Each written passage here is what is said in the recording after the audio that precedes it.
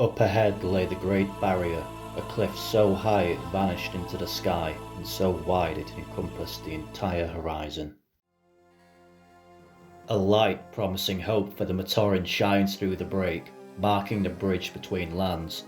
Welcome to the Great Barrier, the monumental wall that surrounds the most important location in the Matoran Universe, truly one of the wonders of said realm.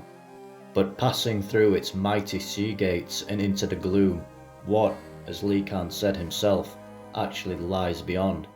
Let's take a skiff and find out for ourselves.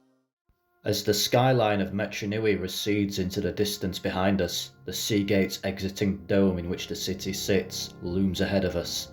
One of these, for example, would take us to the smog-filled skies and the churning factories of Zia, but our route today doesn't take us there. Our first point of interest is that storied plateau, where Makuta Teridax was imprisoned by the Toa Metru.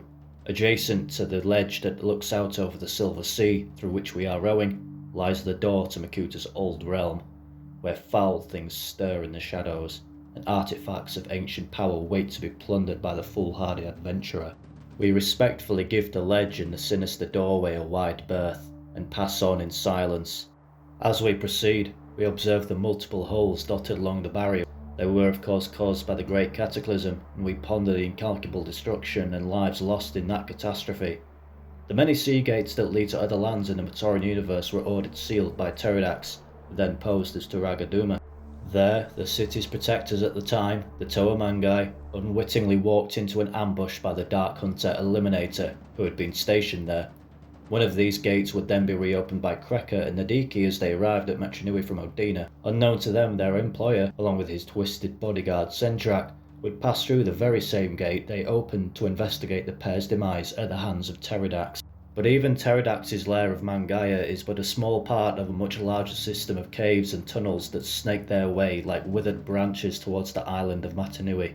This system has come to be named the Maze of Shadows. As unscientific as it seemed to a veteran archivist, the atmosphere of these tunnels felt evil. Even if he ignored the carvings of bizarre Rahi and the twisted creatures that crawled and flew past, he could not escape the fact that monstrous things had been done in this place. These ancient tunnels became the abode of Makuta Teridax when he was assigned to Metru Nui, where powerful artifacts were hoarded and the silhouettes of primordial creatures shift and scurry in the gloom and impenetrable coils of shadow. The spiteful Kazani plant, abandoned by its creator, made its home in the walls of these tunnels, brooding, embedding itself in the twisted ecosystem of this subterranean world, until it was top of the food chain and had purpose once again. An exodus of Rahi through the Maze of Shadows is why some creatures endemic to Metru Nui wound up on Metru Nui, such as the Nui Jagger. Just a simple blow of the dust off the walls of these tunnels would reveal the ancient markings symbolising the presence of Bow-Rock nests. But let's take a look at some of the creatures that skulk through these winding caverns.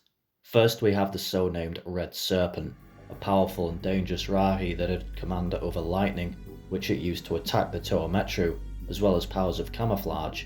The lightning bolts would be channeled through its pair of horns like conductors, but powerful enough to fuse one's body with any wall they might be standing near. The Red Serpent would have attacked the unawares Toa again had it not been for the Kazani plant, which, seeking dominion over its new realm, constricted the beast in its tendrils. Another creature that stalked the tunnels of this maze was the Rahi Nui, which journeyed to this place after catching the Toa Metru's scent, for this beast was created by Teridax himself as a bloodhound-like tracker, notably for hunting down Toa. This foul monstrosity is a mock-up of various other Rahis such as a Kain-Ra bull, a Mawaka and a Nui Rama. It additionally had the arms of a Tarakava and could feed on elemental energy and sense its presence, which is what made it such an effective Toa hunter.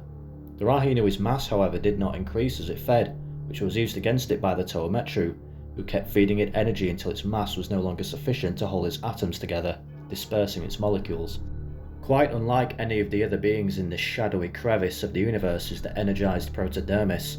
On appearance it is merely liquid, a substance, but just as sapient as the Toa, who had come to face it in their traversal of this place. This powerful substance, responsible for the creation of both the Toa Nuva and the Borak Karl, offered its assistance to Makuta Teridax and sat in a pool constructed in his lair of Mangia.